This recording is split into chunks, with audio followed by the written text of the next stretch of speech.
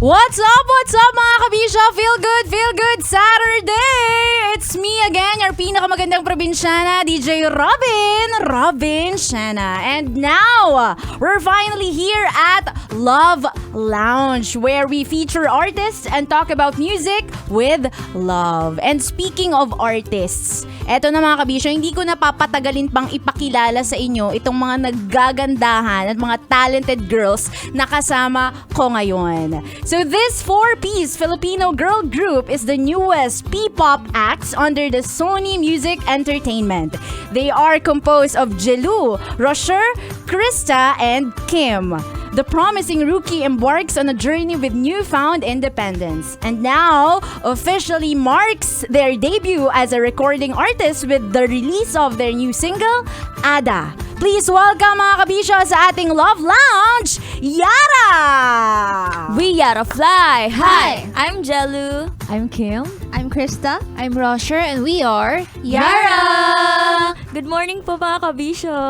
Grabe, ang gaganda nyo! Grabe, ang gaganda ninyo! Mas maganda ka po. Yes!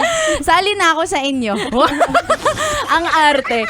De, pero just to explain to you this newest and freshest segment that we have sa Love Radio. This is what we call Love Lounge. So here, we're just chilling. Ayan, pag-uusapan lang namin ang buhay-buhay ninyo. Ayan, dapat umiyak kayo mamaya. Ay! Ay! Ayan, so we just wanted to get to know you more aside from the music that you do. Ayan, kayo rin as a person, gusto namin kayong makilala. Ayan, so meron tayo dito tinatawag na Love Deck. Ayan. Pa-surprise deck. Oo. Itong Love Deck na ito ay parang fast talk. Pero hindi naman kailangang fast. Basta kailangan nyo lang siyang sagutin tungkol sa buhay nyo. Pero syempre bago ang lahat, painitin muna natin yung ating pagsasama dito. Kailangan close na muna tayo. No? Bibigyan ko kayo ng time to introduce yourself individually at kumustahin yung mga kabisyo nating nakikinig ngayon sa ere. Ayan, start muna tayo. Good morning mga kabisyo. Ako po si Jelu. I'm the leader of Yara. Ayan. Leader and main dancer of Yara. Yan. Hello sa'yo, Jelu. Hello po sa mga kabisyo na nakikinig po ngayon. Ako po si Kim. Ako po ang pinakabata sa grupo and main vocal of the group. Sample. O, sige. Hoy! Sample. Sorry. Ano, sa sample na ba tayo? Later po. Abangan niyo po Later yan. na lang. Oo, later. Hi Okay. po, I'm Krista. Ako po yung main rapper of the group and also sweet girl ng Yara. Aw, cute. Hello po, ako po si Rocher. Ako po yung visual and lead rapper ng group po. Ayan. At ako naman po si Robin.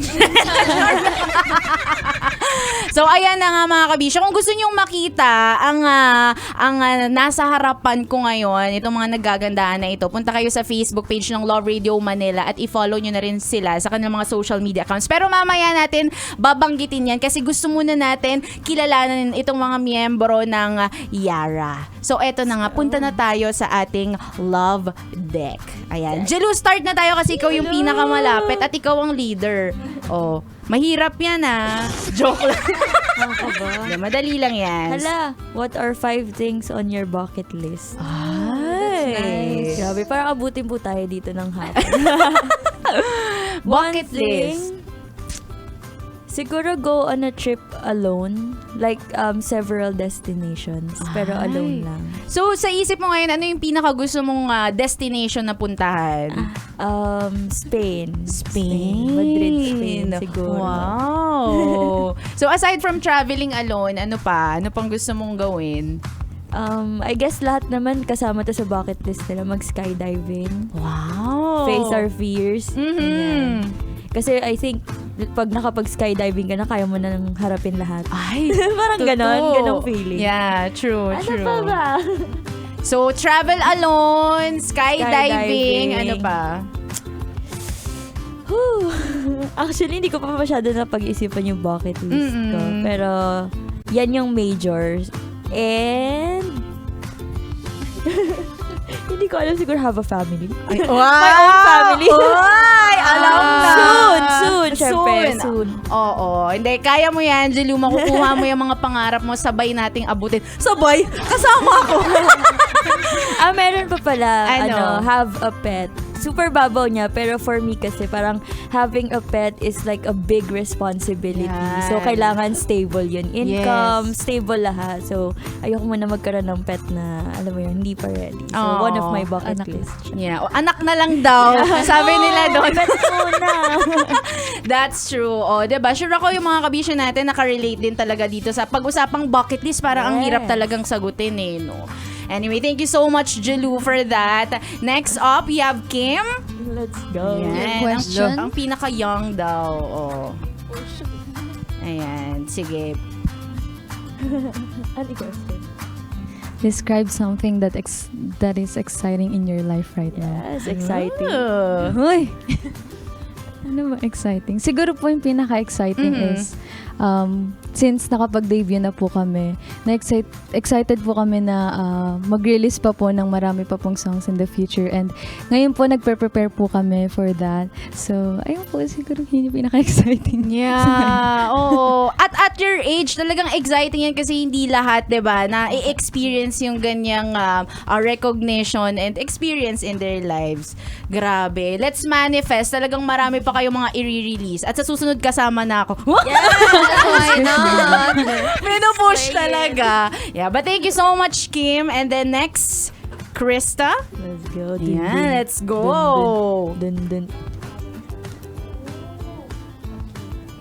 Describe how you'd spend a perfect Sunday. Yan, sakto para bukas. 'Di ba? Hibernate buong araw. Charot! Ay, sa true. Pareho tayo dyan, Krista. Siguro po wake up early. Wake up mga 6 a.m. ideal. Talaga? 6 a.m.? Tapos, Parang patulog ka pa lang na. Uy, nilalaglag ko. Ay, sorry. ayan. So, breakfast and then stay in bed muna hanggang hapon. Tapos mag-watch ng series. Yeah. Then, nap ulit. Kain. Nap ulit. Yung totoo, ilang taon ka na, Krista? Parang pang tita yung sagot mo.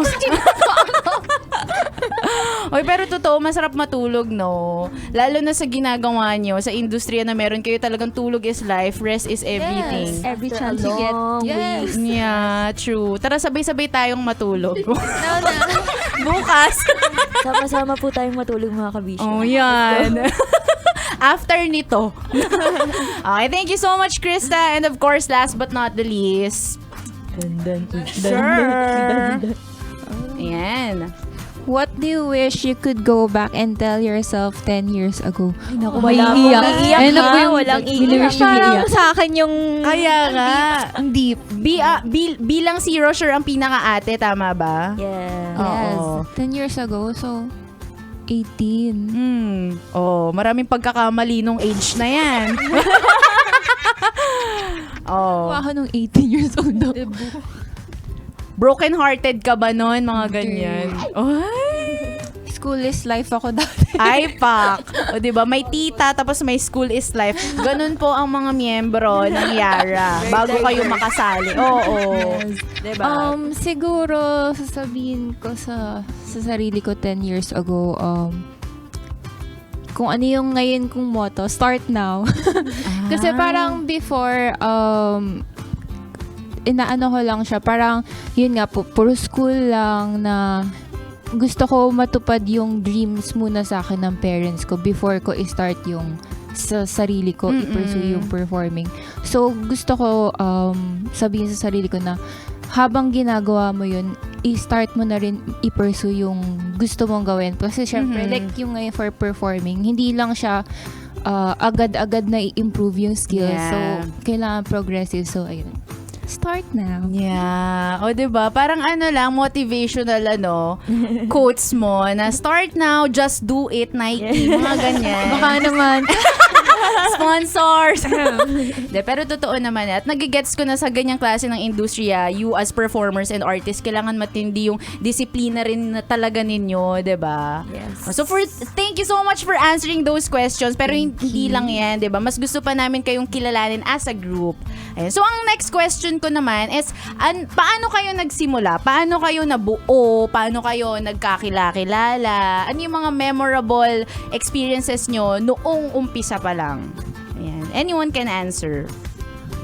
Nag-start po yung group namin nung 2017. Mhm.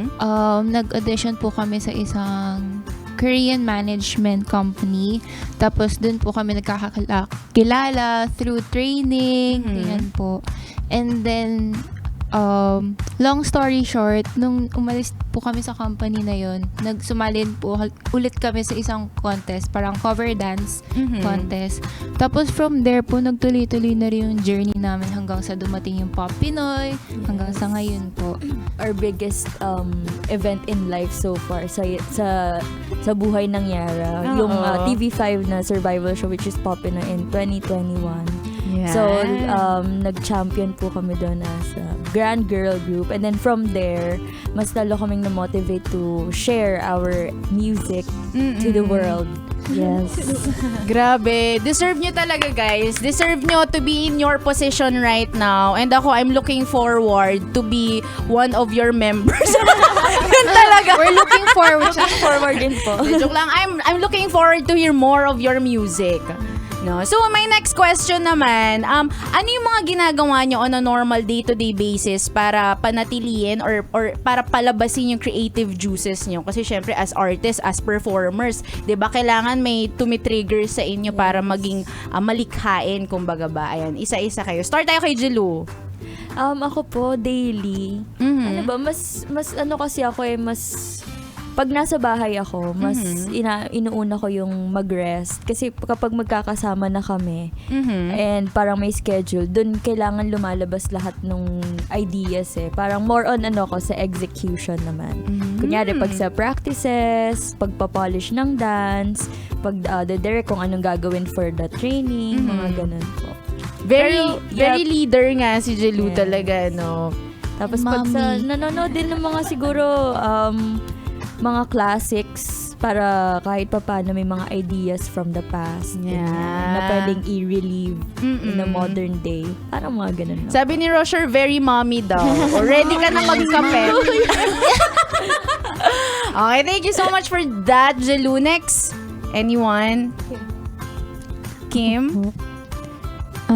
Mahilig po akong magsulat, mag-journal po. Ay, talaga? Pareho tayo. Dear Diary Journal. Ayun po. And lagi po akong tambay sa Pinterest. So kapag may ginagawa po ako na, kunwari po, nag-aayos po ng damit, lagi pong naka-on dyan yung Pinterest.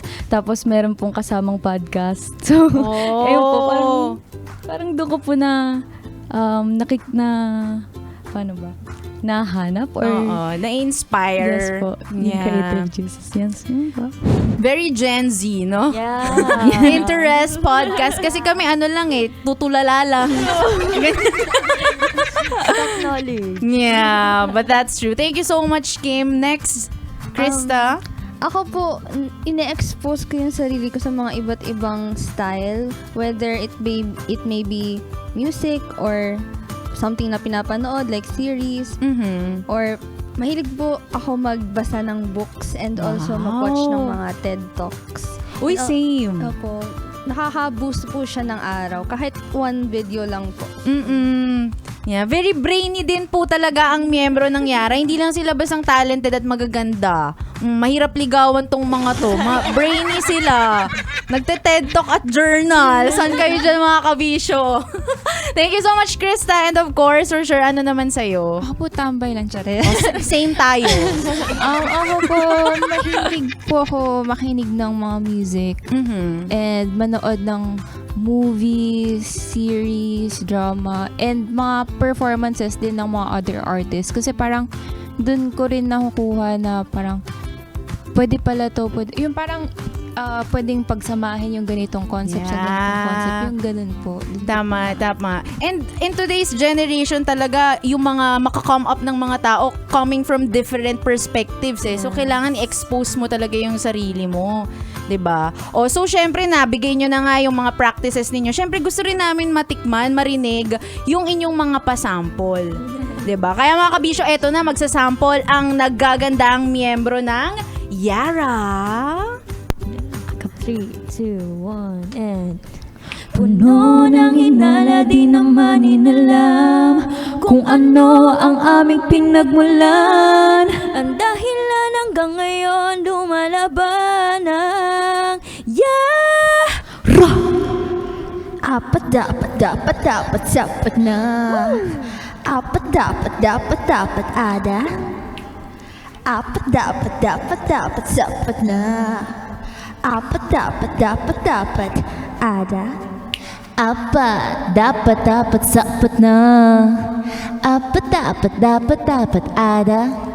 Isang pwersa ang tugon, lumiliyab tila pugon. Ito na ang panahon.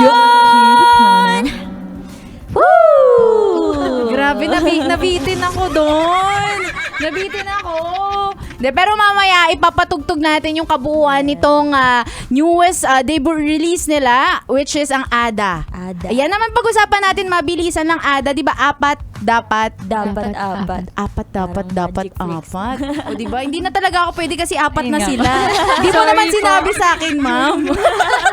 Charing lang. So, ito namang Ada, ano namang inspiration ng song na ito?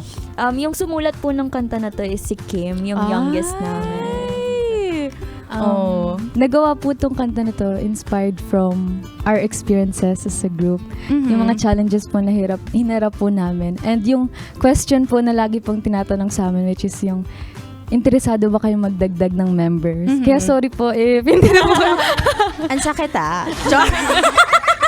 Joke lang, okay. Kasi parang concern po sa amin ng mga tao na nakakasalamuha po namin sa music industry is yung vocals po namin. Kasi po, dati po wala po kaming proper formal vocal training. So, medyo aminado po kami. Yeah, tsaka dito kasi sa Philippines, usually, ang mga singers kailangan biritera, strong vocals, pero we don't have that kasi. So, every time na may titingin sa amin from a TV, network, from a label, so parang yun yung laging question sa amin, ba't di kayo magdagdag na members? So, itong song na to, yung sagot sa kanila. So, yun na nga po yung sagot sa akin. Hindi na pwede si Robin Shena. Pero I do believe in your group. Talagang nakikita ko yung great potential ninyo and I'm looking forward to more music na marirelease ninyo.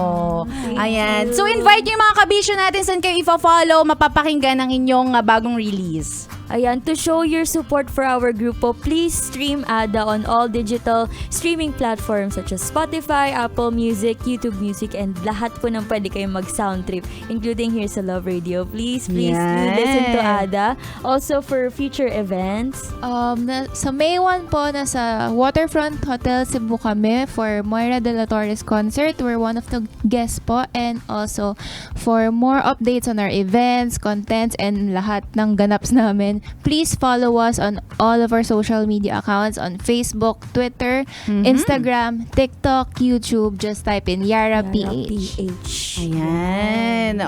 Follow nyo na sila mga kabisyo. What else? Ano pa mga gusto nyong huling mga mensahe sa inyong mga kabisyo? Sure ako yung mga nakikinig sa atin, talagang pupuntahan nila yung mga social media accounts. Kasi ang gaganda ng boses eh. At kayo mga kabisyong nakikinig, hindi lang boses maganda sa kanila, talagang pati mukha nila. Hanapin nyo sila ha. So, any last few messages to our kabisyos? Ayan, naka-FB Live din tayo sa Love Radio Manila. Ayan, sa lahat po ng kabisyong nanonood at sa Kokun po namin, maraming salamat sa oras po na nilaan nyo today to watch our episode here on Love Radio. Maraming salamat po sa support nyo. And please, abangan nyo po yung mga hinahanda namin ng mga next songs at next ganaps. For sure, magugustuhan niyo po sila. Yes po. And sa mga kabisyo po na nakikinig po ngayon, kagabi po parang nasa Grab po kami. Tapos napapakinggan po namin, nakikinig po sila ng Love Radio. So, so yun po, hello po sa inyo. Ingat po sa biyahe. Ayan. natin. Drink your water po. Yes, stay hydrated, mga kabisyo. So once again, mga kabisyo, Yara! This has been Yara. Thank you po, Thank everybody. you po. Thank you so much. At you, once Love again, Radio. mga kabisyo, this is DJ Robin Shena, dito lang sa 90.7 Love Radio. And this is LRT10 Countdown. Love